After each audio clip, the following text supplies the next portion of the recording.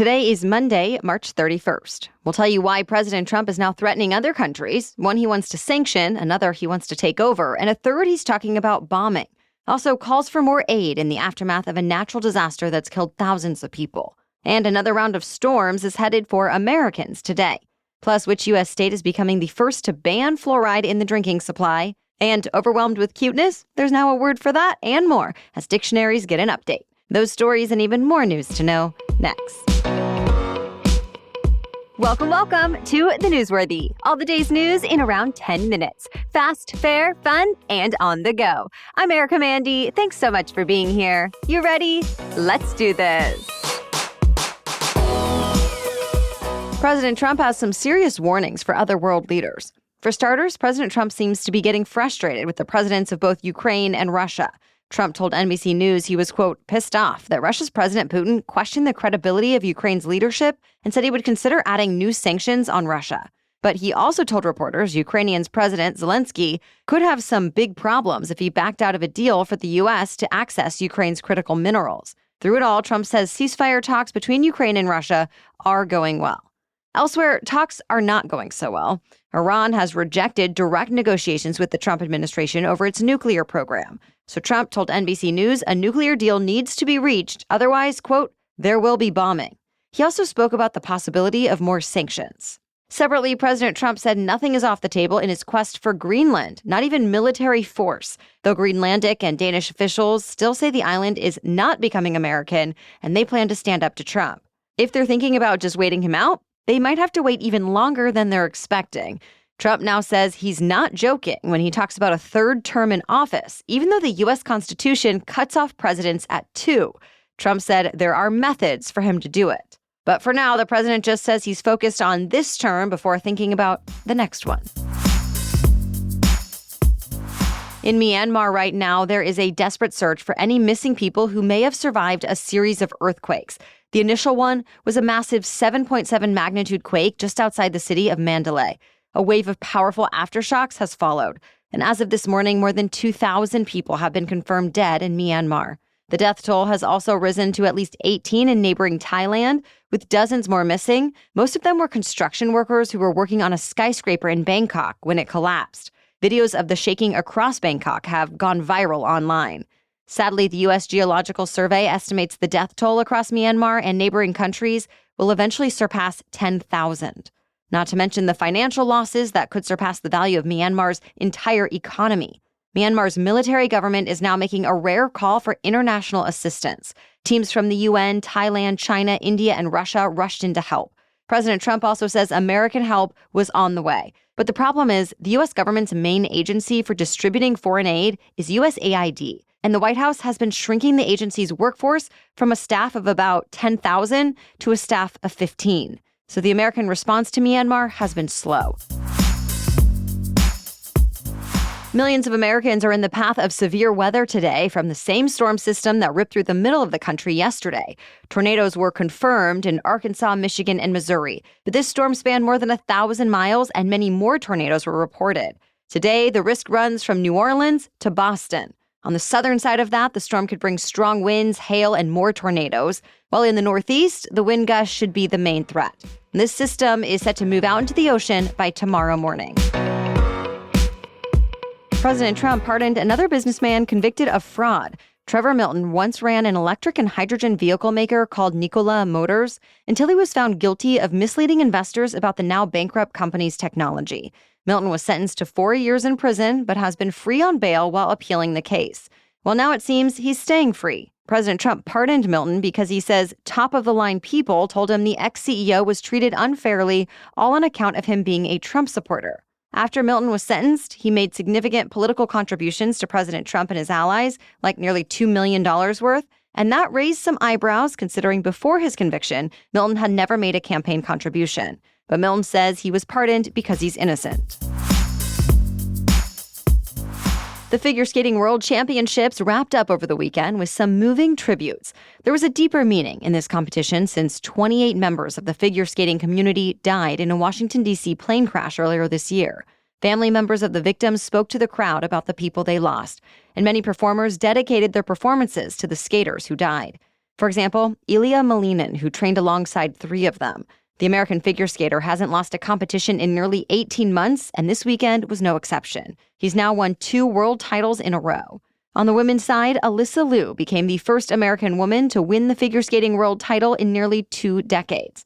Americans Madison Chock and Evan Bates also won their 3rd world title in a row in ice dance. This was the first time Team USA has won world titles in 3 figure skating categories in the same world championships. And now Americans are going into next year's Olympics as favorites. More news still ahead, but first, thanks to our new sponsor, Huel. New customers can use my code Newsworthy to get 15% off your first order, plus a free gift. But if you're not familiar, Huel's Black Edition ready-to-drink is a meal in a bottle that will actually keep you energized because it has, get this, 35 grams of protein, 27 vitamins and minerals, and is low in sugar. So in other words, Huel is just what you'll want to grab for those really, really busy days where you feel like you're just nonstop. You already know that skipping a meal in those days is not a good idea. Even when you're busy, it'll probably leave you drained and cranky. At least that's my experience. And grabbing fast food or an unhealthy snack is not likely to help you feel your best either. But Huel is such a quick, easy, and convenient way to keep yourself nourished. I've had the vanilla flavor so far, and I love having a bottle in the fridge, ready to grab and go on those especially busy days when I'm juggling getting my kiddo off to school, then rushing myself off to an appointment or a meeting. You'll want to have this on hand. And right now, new customers can visit Huel.com/newsworthy. That's HUEL.com/newsworthy. And use my code Newsworthy to get 15% off your first order, plus a free gift. Now, back to the news. Utah is now the first state in the U.S. to make it illegal to add fluoride to the public water systems. Governor Spencer Cox signed the bill passed by state lawmakers, and it's set to take effect in about 5 weeks. This is a big turnaround, since all around the U.S., it's been standard to add the mineral to municipal water systems since the 1940s. But opponents have pointed out that some studies have found a link between high levels of fluoride and lower IQ in kids. There are also people who say Americans should have a choice whether or not they want to ingest fluoride. But on the other side, major medical groups like the CDC, American Dental Association, and American Academy of Pediatrics support fluoridated water. They all cite studies that show it reduces tooth decay by 25%, and that it is safe as long as the levels of fluoride in water don't get too high. Well, in Utah, lawmakers say if people want fluoride, they can still get it. The new law lets pharmacists in the state prescribe fluoride supplements. Other states like Florida, Ohio, and South Carolina are also considering banning fluoride in public water systems. So stay tuned. The FDA's top vaccine official has been pushed out of a job. Several news outlets like the Wall Street Journal, AP, and New York Times cite sources who say Dr. Peter Marks was given the choice to resign or be fired. And on Friday, he sent out his resignation letter in which he criticized the new health secretary, Robert F. Kennedy Jr. He wrote that RFK Jr. is not after scientific truth, but only, quote, confirmation to his misinformation and lies. Marks has become the 3rd top leader at the FDA to leave this year. So far, no comment from RFK Jr. about their departures. Also of note, vaccine-related advisory committee meetings have recently been delayed or canceled. And Kennedy says he plans to create a vaccine injury agency within the CDC, which some critics say is not necessary since research related to injuries has already been a priority. Then just last week, he installed an analyst with deep ties to the anti-vaccine movement to work on a study into whether vaccines are linked to autism. Both public health and autism advocates have raised some concerns about him being brought on to a government-endorsed study.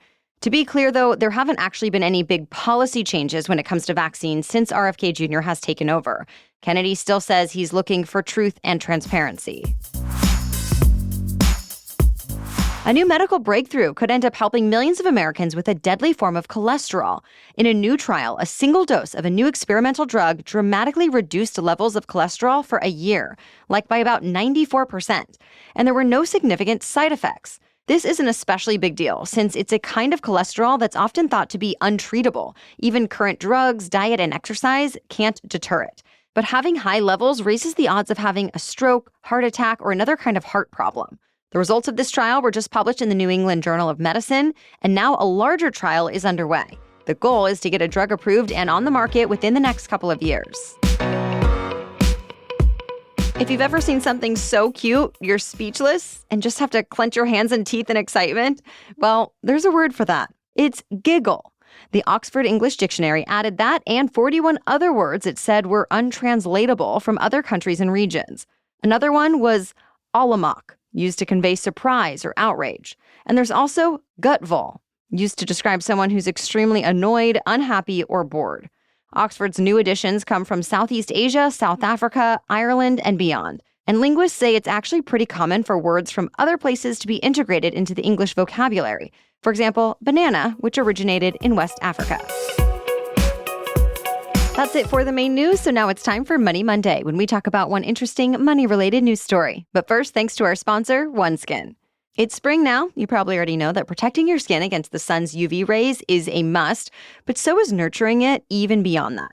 And OneSkin offers it all. Their SPF options block UV rays and neutralize the free radicals from UV, pollution, and blue light, while their products also have their scientifically proven peptide called OS1.